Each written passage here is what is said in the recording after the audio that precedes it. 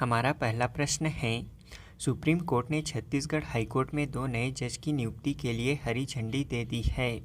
इन 2 जजों की नियुक्ति से हाईकोर्ट में जजों की संख्या कितनी हो जाएगी? इसका राइट आंसर है ऑप्शन सी 14। सुप्रीम कोर्ट ने छत्तीसगढ़ हाईकोर्ट में 2 नए जजों की नियुक्ति के लिए हरी झंडी दे दी है।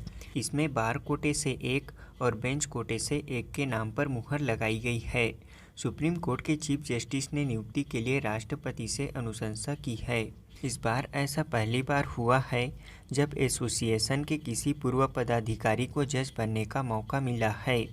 इससे पहले justice Prashant Mishra state bar council के चेयरमैन रहते हुए जज बने थे। इसके तहत बार कोर्ट से हाईकोर्ट बार एसोसिएशन के पूर्व सचिव राकेश पांडे और बिलासपुर के जिला सत्र एवं सत्र न्यायाधीश राधा कृष्ण अग्रवाल हाईकोर्ट जज बनेंगे। वर्तमान में बिलासपुर हाईकोर्ट में जजों की संख्या 12 है।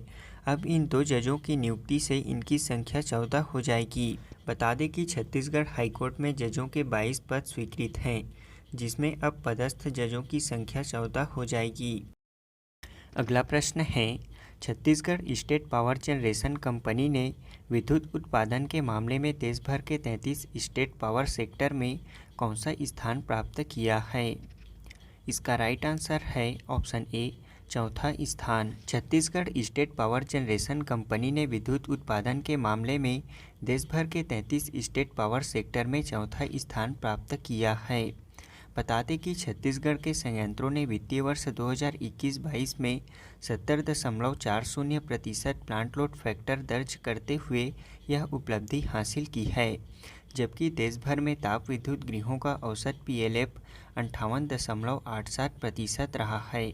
इसमें प्लांट लोड फैक्टर का मतलब संयंत्र की उत्पादन क्षमता की तुलना में उत्पादित बिजली से है। याद रखेंगे, Chhattisgarh state power generation company ने देश भर में 4था स्थान प्राप्त किया है। अगला प्रश्न है, केंद्र सरकार के कृषि मंत्रालय द्वारा जारी FGR पोर्टल को किस राज्य में पायलट प्रोजेक्ट के रूप में लॉन्च किया जाएगा? इसका राइट आंसर है ऑप्शन सी छत्तीसगढ़ राज्य में। छत्तीसगढ़ सरकार की किसान हितैषी नीतियों और कार्यक्रमों को देखते हुए केंद्र सरकार के कृषि मंत्रालय द्वारा FGR पोर्टल को छत्तीसगढ़ राज्य में पायलट प्रोजेक्ट के रूप में वीडियो कॉन्फ्रेंसिंग के माध्यम से लॉन्च किया जाएगा। इसकी लॉन्चिंग 21 जुलाई 2022 को की जाएगी। इसको लेकर केंद्रीय कृषि मंत्रालय द्वारा छत्तीसगढ़ राज्य के कृषि उत्पादन आयुक्त छत्तीसगढ़ को कृषि विभाग अधिकारियों सहित कृषि प्रतिनिधियों, किसानों एवं पंचायतों के पदाधिकारियों की ऑनलाइन भागीदारी सुनिश्चित करने और उन्हें शॉर्ट कोड 14447 से अवगत कराने को कहा गया है। बता दें कि भारत सरकार के कृषि मंत्रालय द्वारा देश भर के किसानों की खेती किसानी संबंधी विशेषकर फसल बीमा से संबंधित शिकायतों के निदान के लिए किसान शिकायत निवारण पोर्टल FGR तैयार किया गया है। इस पोर्टल को फिलहाल केंद्र सरकार द्वारा पायलट प्रोजेक्ट के रूप में छत्तीसगढ़ में लागू किया जा रहा है, जिसके परिणाम को देखते हुए बाद में पूरे देश भर में लागू किया जाएगा। कृषि मंत्रालय भारत सरकार द्वारा छत्तीसगढ़ राज्य का चयन प्रधानमंत्री फसल बीमा के क्रियान्वयन में छत्तीसगढ़ राज्य के बेहतर परफॉर्मेंस और बीमा दावा राशि के भुगतान में देश का अग्रणी राज्य होने की वजह से किया गया है। अगला प्रश्न है, साइबर सुरक्षा सहयोग पर बिम्स्टेक विशेषज्ञ समूह बैठक 2022 कहां आयोजित की गई है? इसका राइट आंसर है ऑप्शन बी नई दिल्ली में। बता दें कि भारत सरकार के राष्ट्रीय सुरक्षा परिषद सचिवालय द्वारा नई दिल्ली में साइबर सुरक्षा सहयोग पर बिम्स्टेक विशेषज्ञ समूह की बैठक आयोजित की गई थी। इस बैठक की अध्यक्षता भारतीय साइबर सुरक्षा के राष्ट्रीय समन्वयक लेफ्टिनेंट जनरल राजेश पंत द्वारा किया गया था।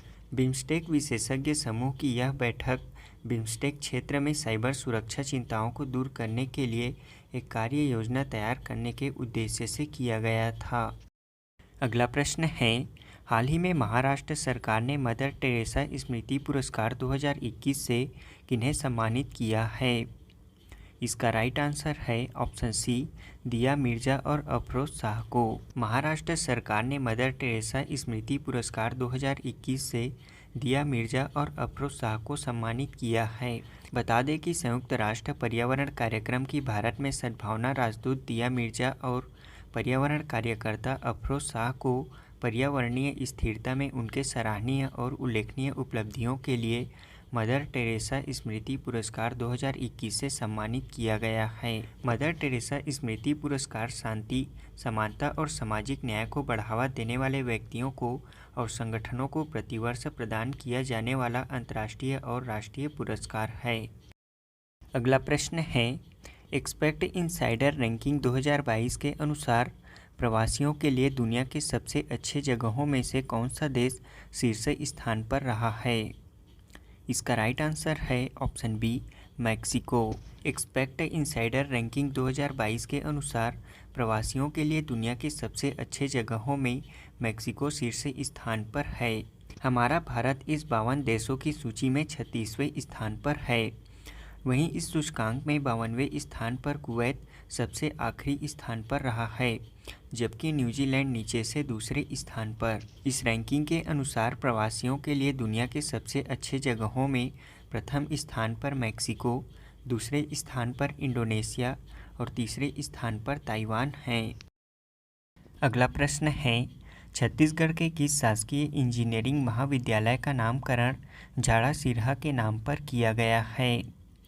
इसका राइट आंसर है ऑप्शन ए, शासकीय इंजीनियरिंग महाविद्यालय जगदलपुर। प्रदेश के बस्तर जिला जगदलपुर के शासकीय इंजीनियरिंग महाविद्यालय अब झाड़ा सिरहा के नाम से जाना जाएगा। राज्य सरकार द्वारा इस महाविद्यालय का नामकरण झाड़ा सिरहा शासकीय इंजीनियरिंग महाविद्यालय जगदलपुर किया गया है। बता दें कि मुख्यमंत्री भूपेश बघेल ने बस्तर प्रवास के दौरान जनप्रतिनिधियों की मांग पर शासकीय इंजीनियरिंग महाविद्यालय का नामकरण झाड़ा सिरहा के नाम पर करने की घोषणा की थी, जिसके परिपालन में इस आशय का आदेश कौशल विकास, तकनीकी शिक्षा एवं रोजगार विभाग, मंत्रालय, महानदी भवन, नवा रायपुर द्वारा जारी किया गया है। छत्तीसगढ़ सरकार द्वारा राज्य के गौठानों में गौमूत्र की खरीदी प्रथम चरण की शुरुआत किस तिथि से की जाएगी? इसका राइट आंसर है ऑप्शन बी, 28 जुलाई से। अगला प्रश्न है, छत्तीसगढ़ का पहला एथेनॉल उत्पादन संयंत्र कहाँ खोला जाएगा? इसका राइट आंसर है ऑप्शन बी, सरगुजा जिले में। अगला प्रश्न है, छत्तीसगढ़ की राजधानी रायपुर में हर घर हरियाली अभियान की शुरुआत कब से की गई है? इसका राइट आंसर है ऑप्शन ए, 18 जुलाई 2022 से। अगला प्रश्न है, भारत में आयोजित होने वाले पहली शतरंज ओलंपियाड का छत्तीसगढ़ में मशाल का आगमन किस तिथि को हुआ था? इसका राइट आंसर है ऑप्शन डी, 16 जुलाई को। अगला प्रश्न है, देश में अपनी इंटरनेट सेवा प्रारंभ करने वाला भारत का पहला राज्य कौन बना है? इसका राइट आंसर है ऑप्शन सी, केरल राज्य। अगला प्रश्न है, शिक्षा मंत्रालय द्वारा जारी राष्ट्रीय संस्थागत रैंकिंग फ्रेमवर्क 2022 में कौन सा विश्वविद्यालय लगातार चौथी बार शीर्ष स्थान पर रहा है? इसका राइट आंसर है ऑप्शन ए, भारतीय प्रौद्योगिकी संस्थान IIT मद्रास। अगला प्रश्न है, बैडमिंटन टूर्नामेंट सिंगापुर ओपन 2022 में महिला एकल का खिताब किसने जीता है? इसका राइट आंसर है ऑप्शन बी, PV सिंधु ने। अब हम पिछले क्विज का आंसर जान लेते हैं। पहला प्रश्न है, अंतर्राष्ट्रीय बौद्धिक संपदा सूचकांक 2022 में भारत कौन से स्थान पर है? इसका राइट आंसर है ऑप्शन सी, 43वें स्थान पर। बता दें कि USA चैम्बर ऑफ कॉमर्स के ग्लोबल इनोवेशन पॉलिसी सेंटर द्वारा 10वां अंतर्राष्ट्रीय बौद्धिक संपदा सूचकांक जारी किया गया है। इसके तहत 55 देशों के समूह में भारत 43वें स्थान पर है। वर्ष 2021 में भारत 40वें स्थान पर था। 2022 के इस इंडेक्स में प्रथम स्थान पर USA, दूसरे स्थान पर UK, तीसरे स्थान पर जर्मनी और चौथे स्थान पर स्वीडन है। वहीं सबसे निम्न 55वें स्थान पर वेनेजुएला है। अगला प्रश्न है, सिंगापुर वेट लिफ्टिंग इंटरनेशनल 2022 में मीराबाई चानू ने कौन सा पदक जीता है?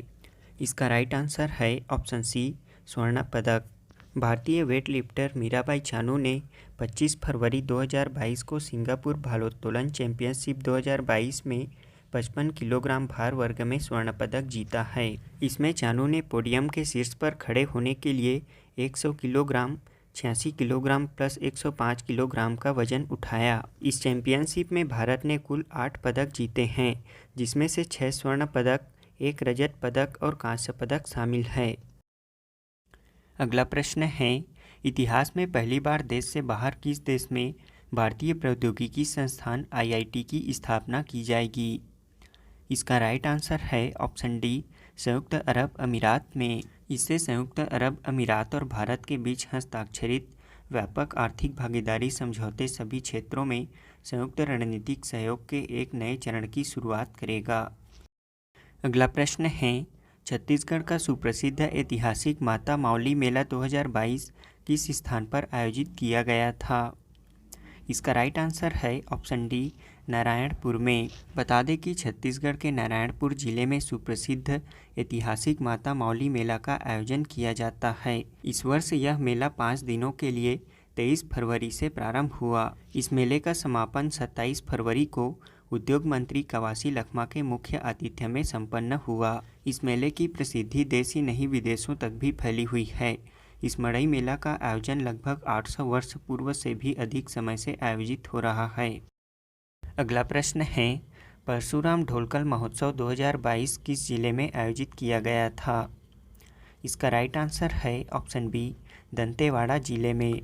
बता दें कि प्रत्येक वर्ष की तरह इस बार भी दंतेवाड़ा जिले के फरसपाल में ढोलकल पर्वत के निकट परशुराम करसाड़ मेला सह परशुराम ढोलकल महोत्सव 2022 का आयोजन किया गया था। यह मेला 20 फरवरी से शुरू होकर 22 फरवरी तक आयोजित हुआ। हमारा आज के क्विज़ का पहला प्रश्न है, प्रदेश में सी-मार्ट की स्थापना के लिए किसकी अध्यक्षता में उच्चाधिकार समिति का गठन किया गया है?